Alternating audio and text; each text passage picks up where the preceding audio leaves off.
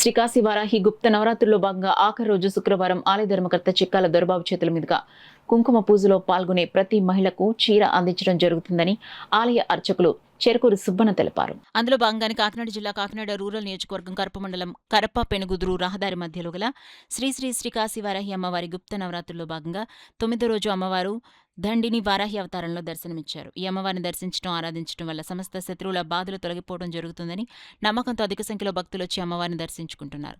అదేవిధంగా 9వ రోజు శ్రీ శ్రీ కాశీ వారాహి అమ్మవారి సన్నిధిలో అమ్మవారికి ఆలయ అర్చకులు చెరుకూరి సుబ్బన్న ఆధ్వర్యంలో లక్ష ధనంతో లక్షార్చన పూజ నిర్వహించారు.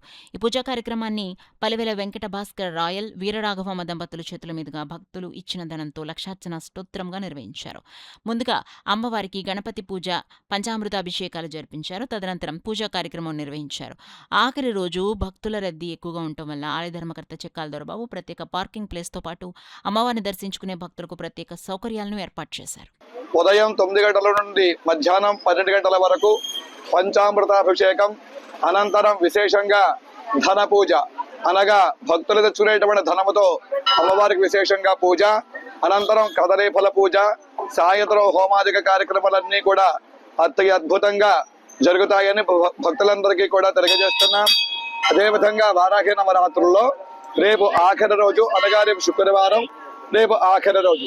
ఈ సందర్భంగా ఈ ఆలయానికి వచ్చేటువంటి ప్రతి ఒక్కరికి కూడా చిక్కాల దొరబాబు గారు ఆడవారందరికీ కూడా అమ్మవారి ప్రసాదంగా చీరలు కూడా ఇవ్వడం జరుగుతుంది. కాబట్టి 50 మంది భక్తులందరూ కూడా వచ్చేసి ఇవాళ రేపు జరిగేటువంటి ఈ వారాహి నవరాత్రి ఉత్సవాలలో ప్రతి భక్తులు, ప్రతి కుటుంబం, అందరూ ప్రతి గ్రామం నుంచి అందరూ కూడా ఈ వారాహి అమ్మవారి యొక్క ఆలయానికి వచ్చేసి అమ్మవారిని కొనులారా చూసి మనసారా స్మరించి తీర్థ ప్రసాదాలు స్వీకరించి జగజ్జనని ఆది పరాశక్తి అనేటువంటి శ్రీ కాశీ వారాహి అమ్మవారి యొక్క అనుగ్రహానికి భక్తులందరూ కూడా పాత్రులు అవుతారని అవ్వాలని కోరుకుంటున్నాం.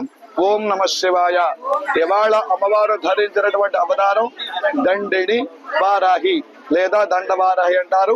అటువంటి అమ్మవారి యొక్క దర్శనం భక్తులందరూ కూడా చేసుకోండి. అమ్మవారి యొక్క చేతి మీద చూడండి, దండం అనగా రోకల బండ ఉంటుంది. ఆ రోకల బండ అమ్మవారి యొక్క ఆయుధం. భక్తులందరూ కూడా అమ్మవారిని దర్శించండి, ధరించండి.